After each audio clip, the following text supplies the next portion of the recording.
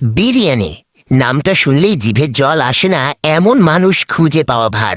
বিরিয়ানি মানেই এক রাজকীয় অনুভূতি।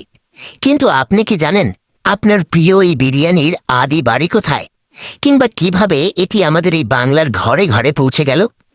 আজকের ভিডিওতে আমরা জানব বিরিয়ানির নামকরণের সার্থকতা আর এর হাজার বছরের ইতিহাস।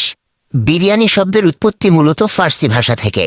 ফার্সি শব্দ বেরিঞ্জ মানে হলো চাল, আবার ফার্সি শব্দ বিরিয়ানের অর্থ হলো রান্নার আগে ভেজে নেওয়া, অর্থাৎ চাল ও মাংসকে ঘি দিয়ে ভেজে তারপর দমে বসিয়ে যে বিশেষ খাবার তৈরি করা হতো সেটি আজকের বিরিয়ানি।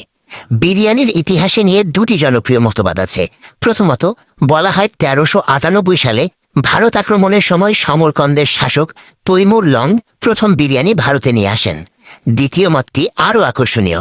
বলা হয় মুঘল সম্রাট মুমতাজ মহল যখন দেখলেন মুঘল সৈন্যরা খুব দুর্বল ও অপুষ্ট, তখন তিনি বাবুর্চিদের আদেশ দেন এমন এক খাবার তৈরি করতে যা একাধারে সুস্বাদু এবং পুষ্টিকর, আর সেখান থেকেই বিরিয়ানির পূর্ণতা পায়।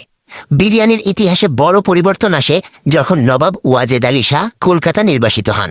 তখন নবাবের আর্থিক অবস্থা খারাপ থাকায় মাংসের পরিমাণ কমিয়ে দিয়ে সেখানে আলুর ব্যবহার শুরু হয়। সেই থেকেই কলকাতা স্টাইল বিরিয়ানিতে আলুর প্রচলন হয়, যা আজ অনেকের কাছেই প্রিয়। আমাদের ঢাকায় আবার রাজত্ব করে কাচ্চি বিরিয়ানি, যেখানে কাঁচা মাংস আর চাল একসাথে দমে রান্না করা হয়। এই পদ্ধতিটি বিরিয়ানির স্বাদকে নিয়ে গেছে এক অন্য উচ্চতায়। বিরিয়ানি আজ আর কেবল একটি খাবার নয়, এটি একটি ঐতিহ্য। আপনার সবচেয়ে প্রিয় বিরিয়ানি কোনটি কমেন্টে জানান, আর আমাদের ভিডিওটি ভালো লাগলে লাইক ও সাবস্ক্রাইব করুন। ধন্যবাদ।